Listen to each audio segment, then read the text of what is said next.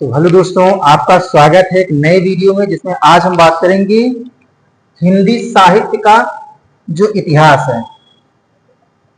ये जो वीडियो हम आपको प्रोवाइड कराएंगे इसमें कक्षा 10, कक्षा 12, एलटी ग्रेड, टीजीटी, पीजीटी सभी की तैयारी एक ही वीडियो में हो जाएगी। इस प्रकार से इसको हम लोग आसानी से बिल्कुल आसान भाषा में समझेंगे और प्रारंभ से लेकर के यानी एकदम स्टार्टिंग से हम लोग पढ़ेंगे हिंदी साहित्य का काल विभाजन यानी हिंदी साहित्य का इतिहास। तो सबसे पहले क्या करेंगे, हम बिल्कुल स्टार्टिंग समझते हैं कि आखिर जो हिंदी साहित्य है इसको साहित्य नाम कैसे दिया गया, इसका विभाजन किस प्रकार से किया गया और इसको कितने भागों में बांटा गया, इसका उद्भव और विकास कहां से हुआ। तो इन सभी चीजों को आज हम पढ़ेंगे। ठीक है, ये वीडियो बहुत इंपॉर्टेंट है क्योंकि एलटी ग्रेड, टीजीटी और पीजीटी की तैयारी के लिए कुछ ऐसी चीजें थी जो मिस हो जा रही थी। तो यहां पर मैंने क्या किया है, कोशिश की है कि सारे क्वेश्चन को एक ही वीडियो में समावेश कर दिया गया है और उसके पश्चात में एमसीक्यू टाइप क्वेश्चन भी कराए गए हैं जिससे कि आपको ये चीजें अच्छी तरीके से याद हो जाएं। तो आज हम प्रारंभ करते हैं हिंदी साहित्य का इतिहास। तो सबसे पहले देखेंगे, ये वीडियो कक्षा 10 और कक्षा 12 के लिए भी बहुत महत्वपूर्ण है। तो यहां पर देखेंगे स्टार्टिंग से हम लोग समझेंगे क्योंकि कक्षा 10 और कक्षा 12 के कुछ ऐसे बच्चे होते हैं जिनको हिंदी साहित्य के बारे में जानकारी नहीं होती है और लगभग जो एमसीक्यू टाइप क्वेश्चन आते हैं, 20 क्वेश्चन आते हैं, वो मिस कर देते हैं। तो आप ये पूरा वीडियो देखिए जिससे ये सारे क्वेश्चन आपको के आसानी से क्लियर हो जाएंगे। चलिए प्रारंभ करते हैं हिंदी साहित्य का इतिहास।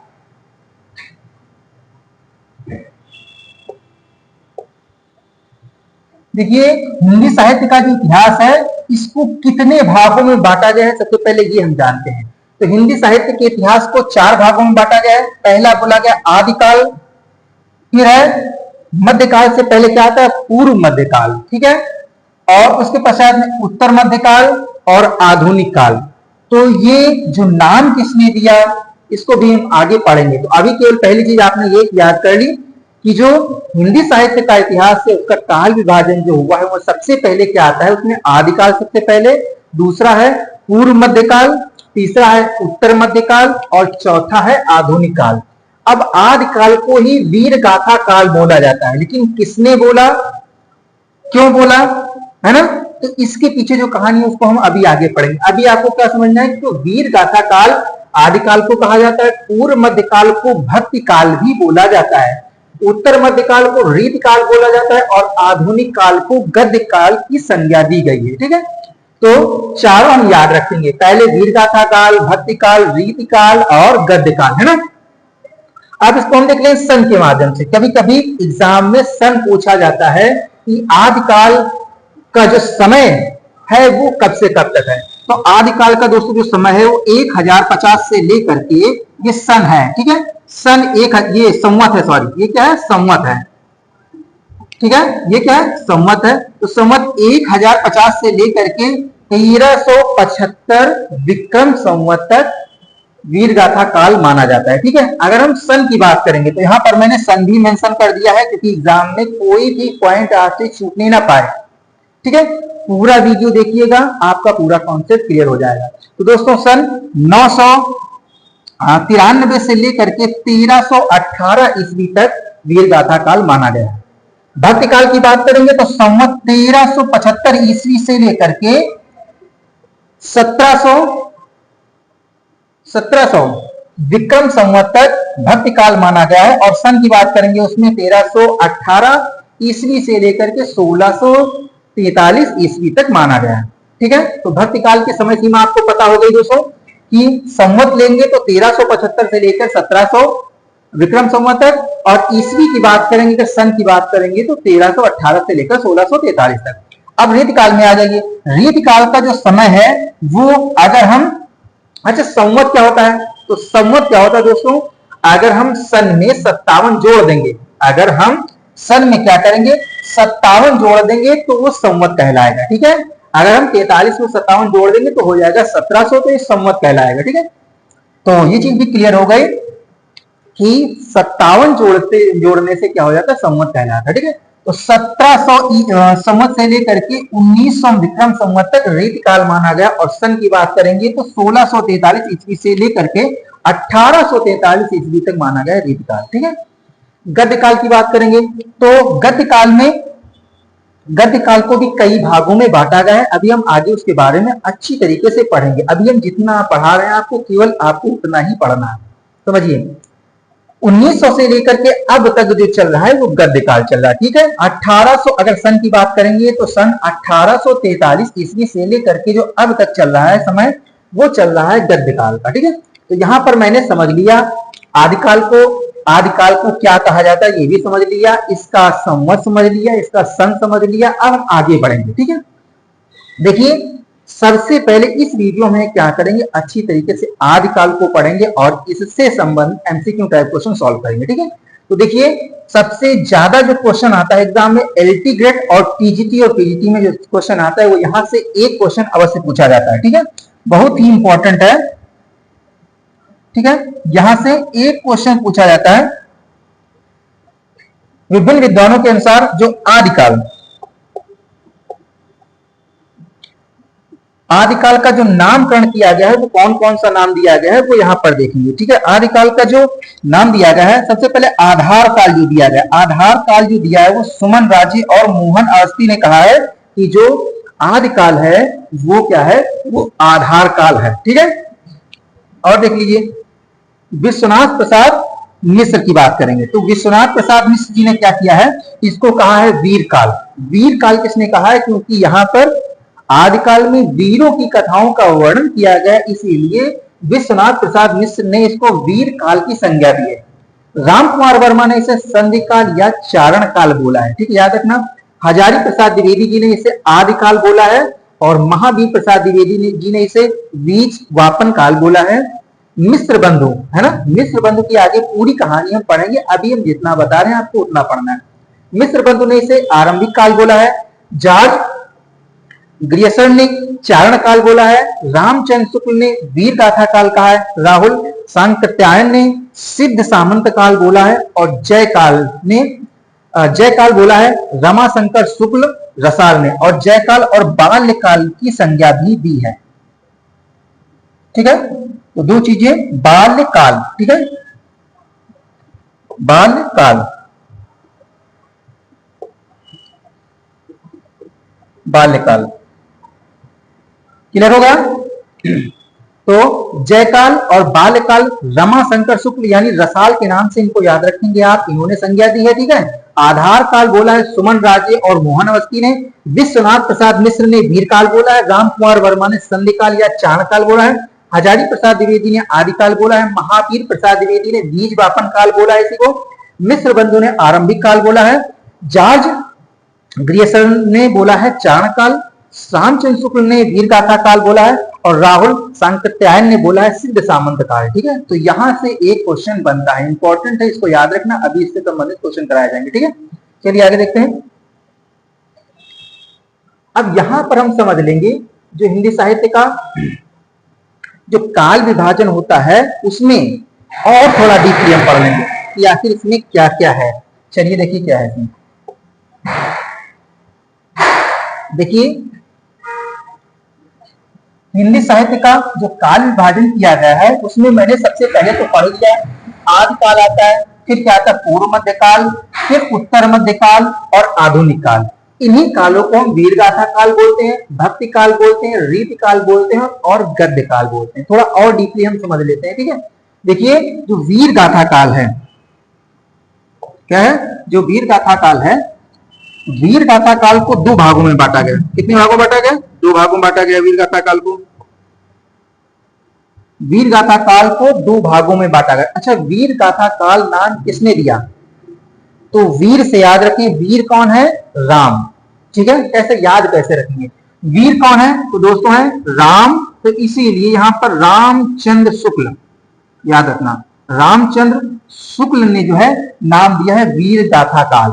वीरता की अगर बात करेंगे तो वीरता में मैंने बताया कि रामचंद्र जी क्या है, वो जो रामचंद्र जी हैं वो वीर हैं, तो इसीलिए रामचंद्र शुक्ल नाम याद रखेंगे कि रामचंद्र शुक्ल ने वीर गाथा काल आदिकाल को बोला है। ठीक है, और अगर पूछेंगे कि आदिकाल किसने नाम दिया है ना, ये भी पूछा जाता आदिकाल, तो आदिकाल दिया है हजारी प्रसाद द्विवेदी जी ने, है ना। तो आगे हम इसको पूरी अच्छी तरीके से पढ़ेंगे, अभी हम जितना पढ़ा रहे हैं वो समझिए आप। देखिए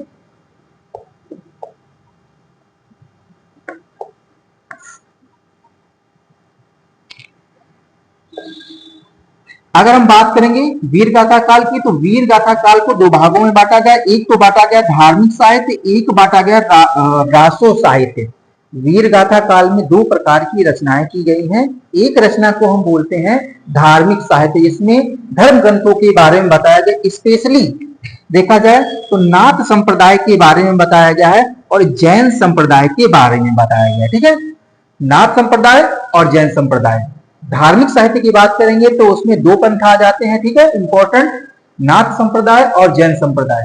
ठीक है, तो जो जैन संप्रदाय है ये धर्म प्रचार से संबंधित संप्रदाय है और वहीं पर उसी प्रकार के साहित्यों की रचना की गई है जैन संप्रदाय में। ठीक है, नाथ संप्रदाय में संतों के बारे में बताया गया है, तो आगे इसकी चर्चा हम करेंगे। रासो साहित्य में क्या गया है, तो रासो साहित्य में जितने भी कवि हुए हैं वो किसी न किसी राजा के आश्रय में रहते थे। ठीक है, तो उन्हीं राजाओं की वीरताओं का वर्णन किया, उनकी वीरता का वर्णन किया है, उनके श्रृंगारों का वर्णन किया है। ठीक है, तो यहाँ पर आश्रयदाताओं की प्रशंसा के लिए ये रचित साहित्य है रासो साहित्य। ठीक है, आगे हम इसकी चर्चा करेंगे। तो देखो एक चीज समझ में आ गई आपको अच्छी तरीके से, जो वीर गाथा काल होता है या आदिकाल होता है, आदिकाल किसने दिया नाम, आदिकाल नाम किसने दिया, वो हजारी प्रसाद द्विवेदी जी ने। वीर गाथा काल किसने दिया, तो वीर कौन था, राम भगवान, तो रामचंद्र शुक्ल। ठीक है, याद रखना। तो वीर गाथा काल को दो भागों में बांटा गया, धार्मिक साहित्य और रासो साहित्य। धार्मिक साहित्य मैंने बता दिया कि नाथ संप्रदाय और जैन संप्रदाय जो कि धर्म से संबंधित जो साहित्य लिखते थे। रासो साहित्य में आश्रयदाताओं का वर्णन किया गया है। ठीक है, ये रासो साहित्य होते थे। अब हम बात करेंगे भक्ति काल। भक्ति काल भी दो भागों में बांटा गया है। भक्ति काल दो भागों में बांटा गया, एक तो बोला गया सगुण भक्ति धारा, एक है निर्गुण भक्ति धारा। दो हो गए, सगुण भक्ति शाखा, निर्गुण भक्ति शाखा। ठीक है, अब जो सगुण भक्ति शाखा है उसमें उसको भी दो पार्टों में बांटा गया है। पहला बोला गया है राम भक्ति शाखा, दूसरा बोला गया कृष्ण भक्ति शाखा। तो राम भक्ति शाखा के जो प्रमुख कवि हैं वो है तुलसीदास जी, और कृष्ण भक्ति शाखा के जो प्रमुख कवि है वो है सूरदास जी। ठीक है, तो ये भी आपको समझ में आ गया होगा। भक्ति काल को पहले बांटा गया दो भागों में, एक तो सगुण भक्ति धारा है ना, दूसरी कौन है, निर्गुण भक्ति शाखा या फिर धारा बोल सकते हो। ठीक है, सगुण भक्ति भी राम भक्ति और कृष्ण भक्ति है ना। जो निर्गुण भक्ति शाखा है इसमें ज्ञान मार्गी शाखा और प्रेम मार्गी शाखा ये अलग अलग है। ज्ञान मार्गी के जो मुख्य कवि हैं वो है कबीरदास जी, और प्रेम मार्गी शाखा के जो मुख्य साहित्यकार हैं वो है मलिक मोहम्मद जायसी जी। ठीक है, मलिक मोहम्मद जायसी की अभी हम इनकी रचनाओं के बारे में, इनके बारे में पूरा फुल डिटेल से आगे धीरे धीरे पढ़ते रहेंगे। ठीक है, अभी हम यहाँ पर एक ओवरव्यू ले लेते हैं जिससे हमें पढ़ना क्या है, कैसे पढ़ना है, इन चीजों के बारे में हम अच्छी तरीके से समझ जाएंगे। ठीक है, चलिए ये चीज समझ में आ गई। तो यहाँ भी समझ में आ गया भक्ति काल को दो भागों में बांटा गया, सगुण भक्ति शाखा है ना, निर्गुण भक्ति शाखा। सगुण भक्ति शाखा के दो पार्ट हो गए, एक तो राम भक्ति शाखा, एक कृष्ण भक्ति शाखा। ठीक है, इसके कवियों के नाम हो गए। निर्गुण भक्ति शाखा में ज्ञानाश्रयी, प्रेमाश्रयी, ये भी हो गया। अब हम रीति काल के बारे में पढ़ लेते हैं, है ना। रीति काल को तीन भागों में बांटा गया, एक बोला गया रीतिबद्ध, क्या बोला गया, रीतिबद्ध। दूसरा बोला गया, पहले रीतिबद्ध है ना, फिर है तुम्हारा रीति सिद्ध, फिर क्या है, रीति सिद्ध। ठीक है, तीसरा क्या है, रीति मुक्त। तो तीन भागों में बांटा गया है रीति काल को, रीतिबद्ध, रीति सिद्ध और रीति मुक्त। ठीक है, इसमें क्या किया गया, जो रीतियां हैं, जो समय की परंपराएं थी, उनमें बंधकर जो लेख लिखे गए, साहित्य लिखा गया, उन बंधनों में बंध कर लिखा गया है। ठीक है, यहाँ पर क्या किया गया, यहाँ पर जो प्रयोग किया गया वो चमत्कारिक प्रयोग के, छंदों का, अलंकारों का, उसमें की जो रीतियां थी उनका बहुत ही अलंकृत रूप से, चमत्कारिक रूप से इसका प्रयोग किया गया है। जब हम लोग रीति काल पढ़ेंगे तो इसके बारे में अच्छी तरीके से पढ़ेंगे, ठीक है।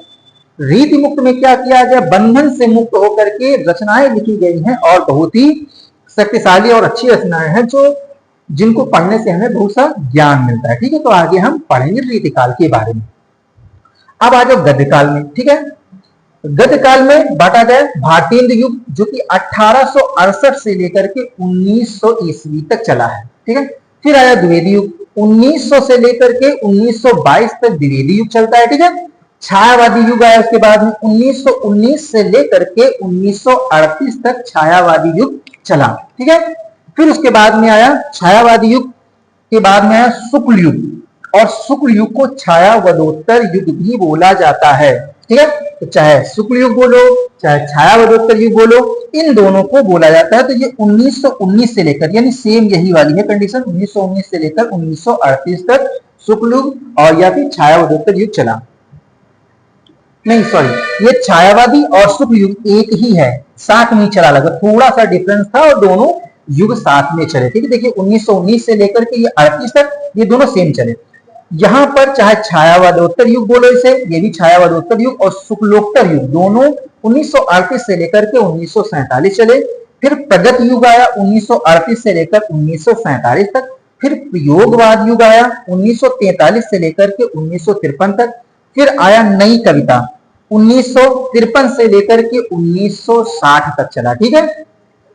इसके पश्चात में भी और चीजें आती हैं, उनको हम आगे डीपली पढ़ेंगे, ठीक है। अभी इतनी चीजों के बारे में आप लोग पढ़ लीजिए, ठीक है। चीज समझ में आ गई। अब देखिए आदिकाल का नामकरण आचार्य हजारी प्रसाद द्विवेदी जी ने आदिकाल नाम दिया। तो कोई क्वेश्चन काफी बार आया कि आदिकाल का नाम किसने दिया, तो देखिए मैंने नोट में लिख दिया है, इंपॉर्टेंट ये नोट है, यहाँ पर याद रखना कि आदिकाल को जो नामकरण दिया वो किसने दिया, आचार्य हजारी प्रसाद द्विवेदी जी ने, ठीक है। वीर गाथा काल, मैंने बताया वीर कौन था, रामचंद्र शुक्ल, है ना, यानी वीर कौन थे, भगवान राम जी, तो उनके नाम से आप याद रखेंगे रामचंद्र शुक्ल। इन्होंने वीर गाथा काल, आदिकाल का नाम दिया वीर गाथा काल, ठीक है, ठीक है। तो ये भी हो गया। और आदिकाल में वीर रस धार्मिक साहित्य श्रृंगार की प्रधानता है, ठीक है। इसके जो प्रमुख साहित्यकार में बताया गया कि एक है सरहपा, सरहपा, ठीक है, याद रखना, अभी इनके बारे में हम पढ़ेंगे। सरहपा, अमीर खुसरो, विद्यापति, चंद्रबरदाई, ये प्रमुख कवि हैं और इनकी कविताओं, इनकी रचनाओं के बारे में भी आगे हम पढ़ेंगे। चलिए, कितने बच्चों को समझ में आया कि जितनी चीजें हमने बताई, समझ में आ गया। एक बार फिर से हम रिवीजन कर लेते हैं, ठीक है। चलिए देखिए एक बार, अगर हम कालगर्जन की बात करेंगे तो सबसे पहले आदिकाल, आदिकाल को वीरगाथा काल बोला गया, मध्यकाल को भक्ति काल बोला गया, फिर रीतिकाल, फिर गद्य काल। इसकी समय सीमा मैंने बताई, समय सीमा पूछा जाता है तो वीरगाथा काल 1050 से लेकर के 1375, है ना, 1375 से 1700, 1700 से 1900 और 1900 से लेकर अब तक आधुनिक काल चल रहा है। नामकरण के बारे में मैंने बता दिया, यहां से कई बार क्वेश्चन पूछे जाते हैं, इनका आप स्क्रीनशॉट ले लीजिए और उसके पश्चात में आप लोग याद कर लेंगे, ठीक है, नहीं तो वीडियो बड़ा हो जाएगा। हाँ, ये भी मैंने पढ़ा दिया है। अब जो तीसरा पॉइंट देखते हैं, ठीक है। यहां पर देखिए हिंदी साहित्य का वर्गीकरण, चलो एक बार शॉर्ट तरीके से देख लेते हैं फिर से, है ना। देखिए आदिकाल, है ना, आदिकाल में सिद्ध साहित्य, जो चीजें छूट गई उनके बारे में। जो आदिकाल को वीरगाथा काल बोला गया, आदिकाल किसने नाम दिया है, आचार्य हजारी प्रसाद, है ना, द्विवेदी जी, ठीक है। और अगर हम बात करेंगे तो आचार्य हजारी प्रसाद द्विवेदी जी ने। और अब हिंदी साहित्य, है ना, नाथ साहित्य, जैन साहित्य, चारणी साहित्य, प्रकीर्णन, प्रकीर्णक साहित्य, अपभ्रंश काव्य और जो कुछ बहुत छुटकर जो रचनाएं हैं उनके बारे में बताया गया वीरगाथा काल में, ठीक है। अगर हम बात करेंगे भक्ति काल में तो राम भक्ति काव्य, कृष्ण भक्ति काव्य, संत काव्य, सूफी, आख्यान, है ना, कुछ और रचनाएं इसमें भक्ति काल में आती है। रीत काल में देखो क्या है, रीतबद्ध कवि, रीत सिद्ध कवि, रीत मुक्त कवि, है ना, इस प्रकार है। आधुनिक काल की बात करेंगे तो भारतीय युग, द्विवेदी युग, छायावादी युग, छायावाद, छायावाद, छायावादोत्तर युग, शुक्लोत्तर युग, प्रगतिवाद, प्रयोगवाद और नई कविता। इस प्रकार से आधुनिक काल की रचनाएं हैं। ठीक है, इनको हमने शॉर्ट में फिर से एक बार रिवीजन कर लिया जिससे कि ये चीजें आपको याद रहे। चलिए और हम आगे बढ़ते हैं। अब यहां पर क्वेश्चन काफी बार पूछा गया है, इसको हम थोड़ा पढ़ लेते हैं। चलिए यहां पर क्या पूछा गया, यहां पर क्वेश्चन पूछे जाते हैं कि कुछ रचनाओं के नाम बताइए। कुछ जो रचनाएं हैं उनका नाम आपको याद रखना है और यही रचनाएं इंपॉर्टेंट है, एग्जाम में आता है। आदिकाल की प्रमुख रचनाएं और उनकी कवियों के नाम। ठीक है, देखिए एक कवि हैं नरपति नाथ। ठीक है, इन्होंने बीसल देव रासो लिखा है और ये जो लिखा है वो अपभ्रंश हिंदी में लिखा गया है। ठीक है, अपभ्रंश हिंदी में लिखा गया है। चंद्र बरदाई, ठीक है, चंद्र बरदाई ने पृथ्वीराज रासो लिखा है और ये जो काव्य लिखा गया है तो ये लिखा गया डिंगल भाषा में। ठीक है, अच्छा डिंगल पिंगल क्या होता है किसी को पता है? तो जो डिंगल होता है तो ये अपभ्रंश, अपभ्रंश प्लस राजस्थानी, अपभ्रंश और राजस्थानी जो भाषा है वो डिंगल कहलाती है और अपभ्रंश, अपभ्रंश प्लस जो ब्रज भाषा है उसको पिंगल बोला जाता है। ठीक है, तो डिंगल पिंगल भी समझ में आया। अपभ्रंश और राजस्थानी जो भाषा है उसको डिंगल भाषा बोला गया है और पिंगल भाषा बोला गया अपभ्रंश प्लस जो ब्रजवासी भाषा होती है, ब्रज भाषा होती है। ठीक है, तो चंद्र बरदाई के रचनाकार कौन है? पृथ्वीराज रासो। पृथ्वीराज रासो लिखिए चंद्र बरदाई के द्वारा। दलपति विजय, दलपति विजय ने लिखा खुमान रासो, ये राजस्थानी हिंदी में लिखी गई है। जगनिक ने लिखा है परमाल रासो। सरहपा इंपॉर्टेंट है, याद रखना, सरहपा ने लिखा है दोहा कोश। क्या लिखा है दोस्तों? दोहा कोश। शंकरधर ने लिखा है, सांकधर ने लिखा है हमीर रासो। ठीक है, नाल सिंह ने लिखा है विजय पाल रासो, है ना, और जाल कवि ने लिखा है बुद्धि रासो। माधव दास चारण ने लिखा है राम रासो। दिलहर ने लिखा है गद्य सुकोमल रासो। श्रीधर ने लिखा है रणमल छंद और पीरी छत रायसा, है ना, ये लिखा है।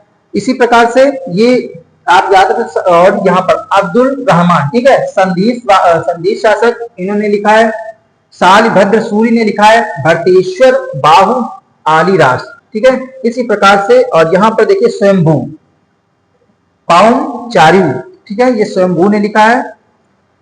और यहां अमीर खुसरो की देख लीजिए, किस्सा चाहा दरवेश खालिक बारी, है ना। विद्यापति ने लिखा है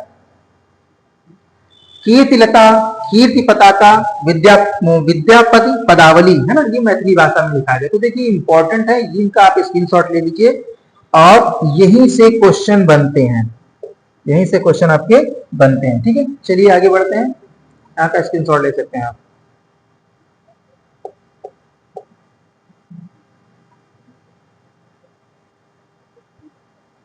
अब ये चीज देख लीजिए, ठीक है, बहुत ही इंपॉर्टेंट है और यहां से क्वेश्चन बनते हैं जो कि एलटी ग्रेड में बनते हैं। एलटी ग्रेड, टीईटी, पीजीटी में क्वेश्चन यहाँ से काफी बार पूछा गया है, तो उसको भी मैंने यहाँ पर उसका भी समावेश कर लिया। आइए उसको हम पढ़ लेते हैं। देखिए प्रमुख साहित्य, प्रमुख साहित्य ऐतिहासिक जो ग्रंथ है वो कौन कौन से हैं? ऐतिहासिक ग्रंथों के बारे में देख लेंगे हम। ऐतिहासिक ग्रंथ कौन कौन से हैं? इस्तवार दा ला नित्रेत्यूर इंदुई हिंदुस्तान, ये सबसे पहला लिखा गया साहित्य है। यानी देखिए यहाँ पर लिखा है गारसा द तासी एक राइटर हुए हैं, एक साहित्य लेखक हुए हैं जिन्होंने 1839, है ना, 1839 में इस्तवार द ला नित्रेत्यूर इंदुई हिंदुस्तान नामक एक जो साहित्य लिखा है और यह लिखा फ्रेंच भाषा में। तो कई बार एग्जाम में आया हुआ है, ये फ्रेंच भाषा में लिखा गया।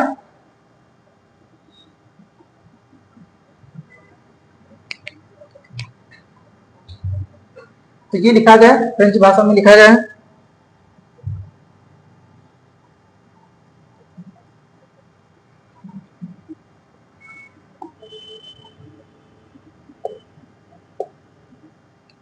हाँ, ये लिखा गया है फ्रेंच भाषा में, इंपॉर्टेंट है। भाषा में लिखा गया हिंदी का प्रथम इतिहास ग्रंथ माना जाता है। तो अगर पूछा जाए कि प्रथम इतिहास ग्रंथ कौन माना जाता है, तो गार्ता द काशी के द्वारा लिखा है इस्तवार द ल नितरेत युर इंदुई हिंदुस्तान, जिसमें इंदुई इंदुई में होता है हिंदू यानी हिंदी, समझिए, ठीक है। और हिंदुस्तान में होता है उर्दू, है ना।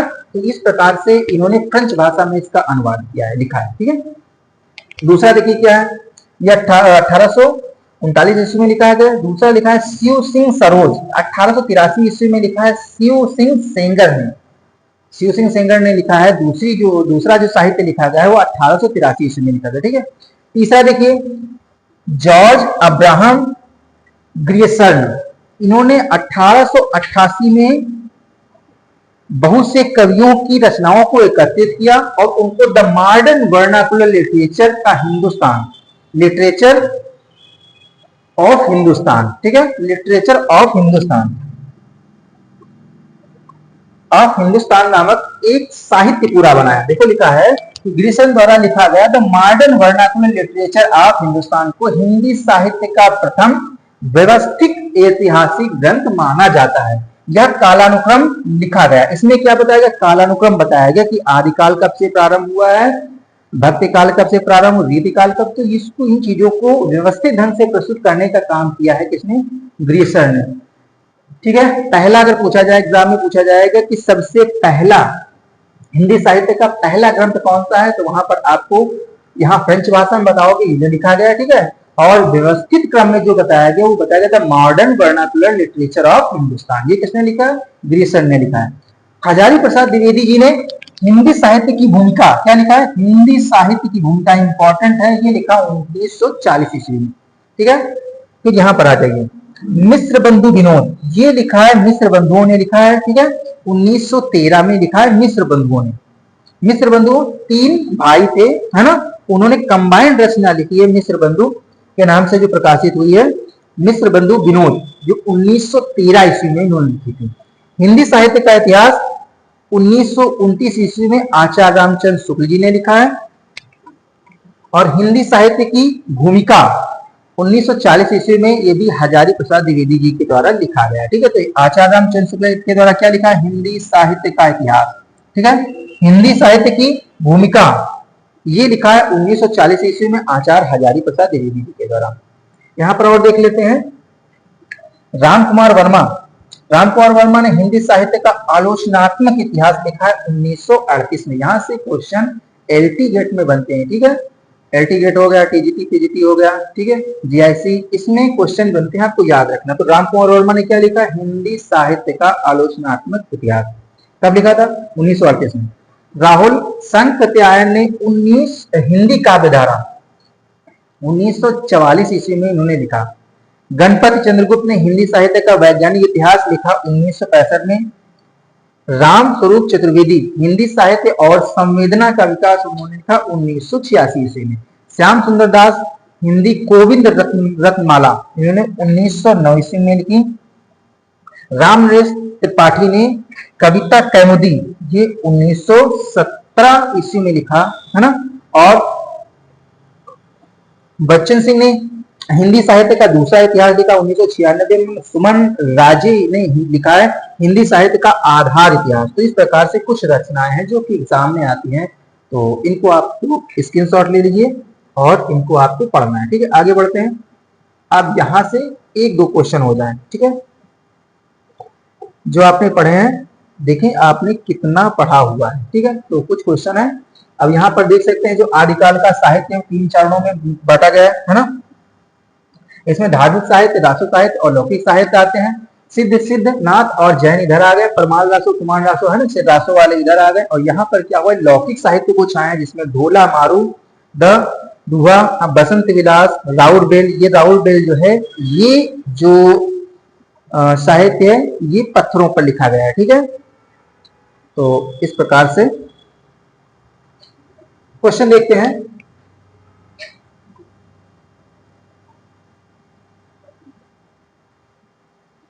पहला क्वेश्चन पूछा गया है, आदिकाल को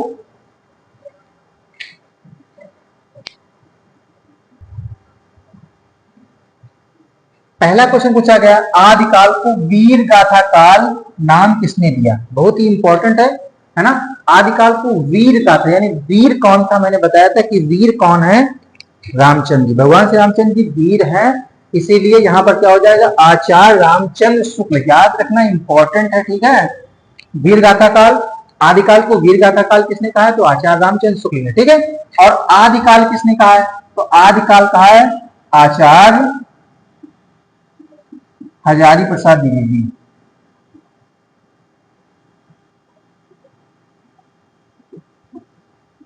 ठीक है। दूसरा क्वेश्चन है, पृथ्वीराज रासो किसकी रचना है? पृथ्वीराज रासो किसकी रचना है ना? तो ऑप्शन नंबर इसका ए सही है ना। पृथ्वीराज रासो चंद्रवरदाई की रचना है। परमाल रासो किसकी रचना है? क्वेश्चन नंबर 3 पूछा गया, परमाल रासो किसकी रचना है? इसका आंसर आपको देना है कमेंट बॉक्स में, ठीक है। तीसरा क्वेश्चन आपके लिए है कि परमाल रासो किसकी रचना है ना। तो देख लीजिए 4 ऑप्शन है, पृथ्वीराज रासो, अमीर खुसरो, जगनिक और दलपत विजय, है ना। इनमें से कौन सा ऑप्शन सही है आपको बताना है। तो वीडियो कैसी लगी आपको कमेंट के माध्यम से बताना है, कैसी आपको वीडियो लगी। अगर आज वीडियो अच्छी लगी हो तो वीडियो को लाइक कीजिए और चैनल को सब्सक्राइब कीजिए। मिलते हैं अगली वीडियो में। इसके बाद हम बात करेंगे भक्ति काल के बारे में और अच्छी तरीके से बात करेंगे, जिसमें आपका पूरा कॉन्सेप्ट क्लियर हो जाएगा। तो वीडियो को देखने के लिए बहुत बहुत धन्यवाद। मिलते हैं अगले वीडियो में।